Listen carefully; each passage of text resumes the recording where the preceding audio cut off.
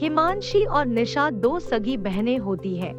उनके पिता मिस्टर सिंह करोड़पति आदमी है और उनका बहुत बड़ा बिजनेस है। मिस्टर सिंह के पास पैसे की कोई कमी नहीं होती।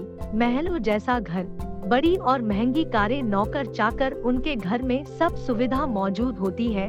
हिमांशी और निशा दो लड़कों से बहुत प्यार करती है और वह उनसे शादी करना चाहती है। हिमांशी और हर्ष एक दूसरे से बहुत प्यार करते हैं और वहीं दूसरी ओर निशा नितिन से बहुत प्यार करती है, लेकिन नितिन निशा की दौलत को प्यार करता है। नितिन बहुत ही लालची और चालाक किस्म का लड़का होता है। जहां हर्ष चाहता है कि वह हिमांशी से शादी करे, वहीं नितिन चाहता है कि निशा की सारी दौलत उसके पास आ जाए, इसीलिए वो निशा से शादी करना चाहता है।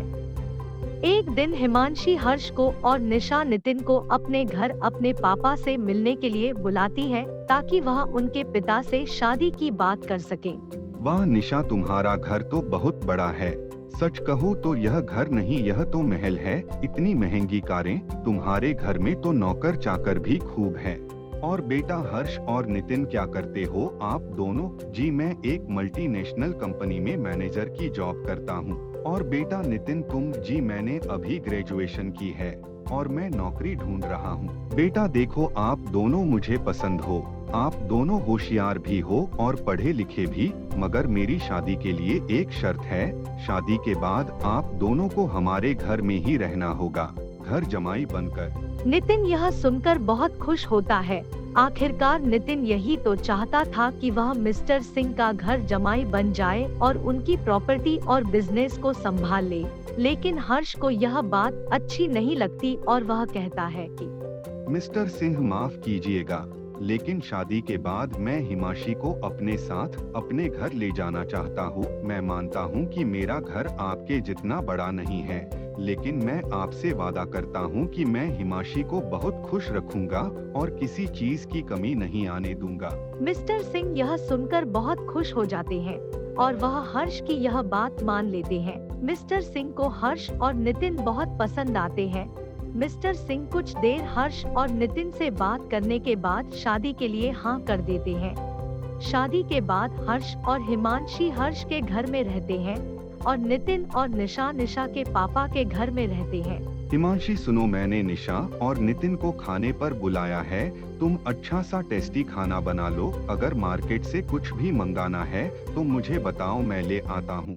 जी नहीं, घर पर सब कुछ है। मैं अभी बढ़िया सा टेस्टी खाना तैयार कर देती हूँ। खाना बनाते समय हिमांशी को चोट लग जाती है, जिसके कारण हर्ष हिमांशी की मदद करने लग जाता है जिससे खाना जल्दी बन सके। कुछ देर बाद नितिन और निशा खाने पर आ जाते हैं। वाह मजा आ गया, बहुत टेस्टी खाना है। कौन से होटल से मंगाया है, हमें भी बता। हाँ, खाना बहुत स्वाद है, हम भी इस होटल में जरूर जाएंगे। हर्ष और हिमांशी उनकी बात सुनकर हंसने लग जाते हैं। मैंने यह खाना होटल से नहीं बल्कि खुद बनाया है और खाना बनाते हुए थोड़ी चोट भी लग गई थी। क्या सच में हिमांशी, तुमने घर में तो पहले कभी खाना नहीं बनाया? हाँ, ये पूरा खाना मैंने खुद बनाया है। क्या हुआ, तुम खुश नहीं हुई? हर्ष, तुम मेरी बहन से इतना काम करवाते हो और देखो मेरी बहन के चोट भी लग गई। तुम कोई काम वाली क्यों नहीं रख लेते? नहीं दीदी, ऐसी कोई बात नहीं है। घर के काम तो करने ही पड़ते हैं और हमने एक बार काम वाली बाई रखी थी, लेकिन उसको खाना बनाना ठीक से नहीं आता था तो हमने उसे निकाल दिया। और वैसे भी हर्ष के लिए खाना बनाना मुझे बहुत अच्छा लगता है। हर्ष, तुम्हें शर्म आनी चाहिए।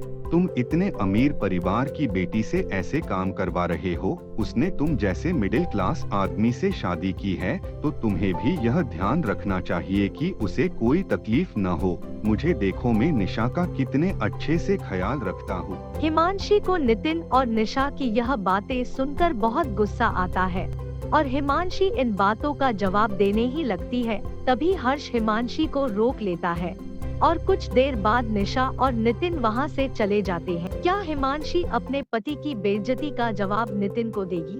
क्या नितिन मिस्टर सिंह की प्रॉपर्टी हासिल कर पाएगा या फिर मिस्टर सिंह नितिन के गलत इरादों को पहचान लेंगे? जानने के लिए देखिए कहानी का अगला पार्ट।